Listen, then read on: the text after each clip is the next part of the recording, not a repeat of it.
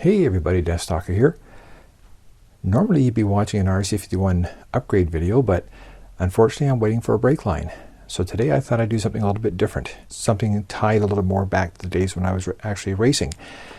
And I was watching a video a couple days ago from Spicy110. I'll put the link for the video up here.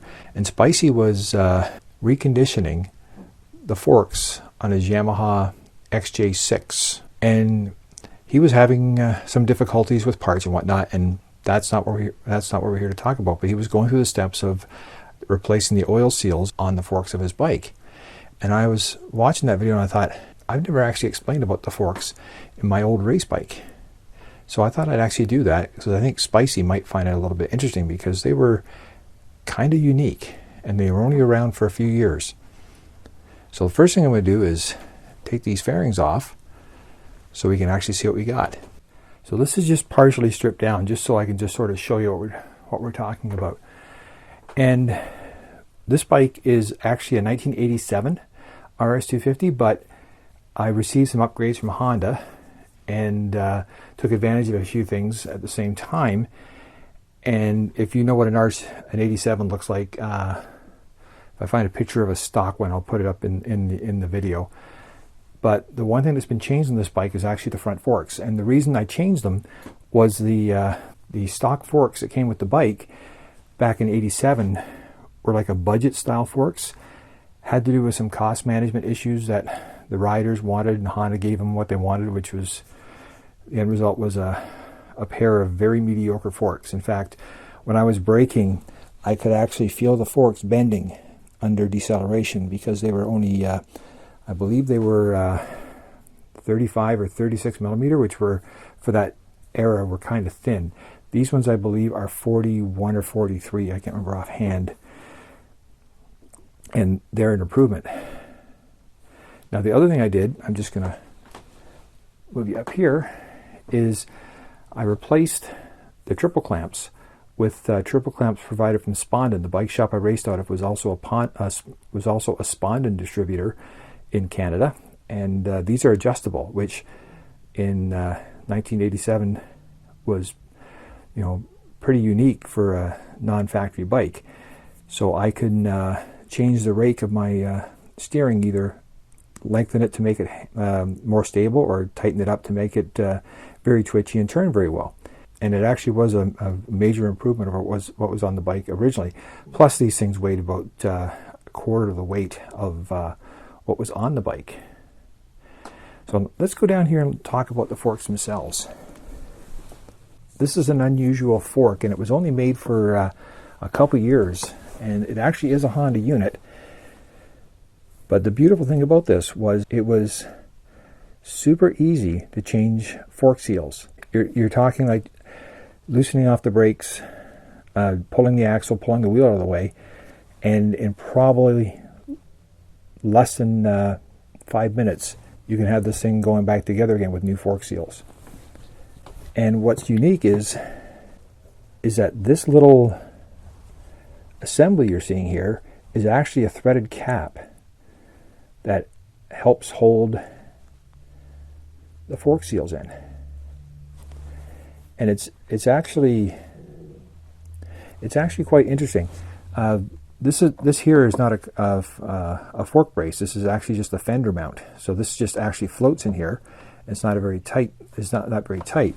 So all I would do is take these two clips off, and the fender bracket just comes up out of the way, and we can get this off and get full access to the forks. And of course, it's always just like when you work on your forks on your street bike. You know, you want to leave this mounted in the triple clamps for a short time to loosen off things that you want to make your job easier. And this particular bushing here, as you can see, there's these little pinholes, and you would put a hook wrench in here, something similar to what you use to adjust your shock absorber on your bike, and you would put it in the pin. There's pins on all sides, and you would just loosen off this a little bit. All you had to do was about a half a turn. Then after that, you could do it by hand.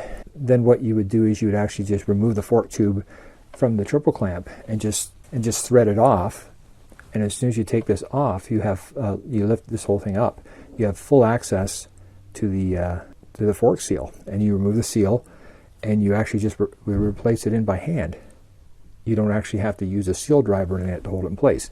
And there's a aluminum plate right in here that's on the other side of this that actually helps keep everything in tight, and you just thread it back in. I've got an exploded diagram from the parts list, and I'll put that in here so you can sort of get an idea.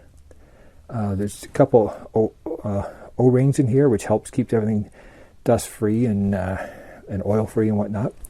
But it was quite a unique fork system. The interesting part about this was I actually was able to buy these parts from Honda. They were used on the 1986 version of the RS250, and they only cost me $250 a leg, complete. And to put it in perspective, like an aftermarket front fork suspension was around $1,500. And you have to remember, this is the days before old ones became readily available, you know, around the world. So you really didn't have much to choose from. And the interesting part about this system is that, unlike the system that was on the bike originally, which is more like a street bike fork, which you had all these circlips and clips inside that you had to remove and need special tools. This thing actually came apart in seconds, and once you put the new parts back in, it went back together in seconds. Now, if you had to change the oil levels, it's just like a regular street bike where you loosen off the top end and then you know, do what you normally do by adding or removing oil as necessary. Now, if you're wondering why you're not really seeing this type of fork around, is it was slightly heavier than a standard fork. And like this was I think it was 1988 I was using it in my bike, and 2 years later we were starting to see the upside down fork starting to come in. So basically this was a solution to a problem that was going away with the old style forks. But I thought you might find this interesting because this is sort of like a unusual style fork, and it worked pretty good. Anyways, hope you enjoyed this little short video. If you have any questions or any other questions you have to ask me about my old bike or whatever, put them in the comments and I'll answer them. If you have enough questions about certain things, I might do some more videos on it. So hopefully next week, back to regular videos. DeathsStalker signing off.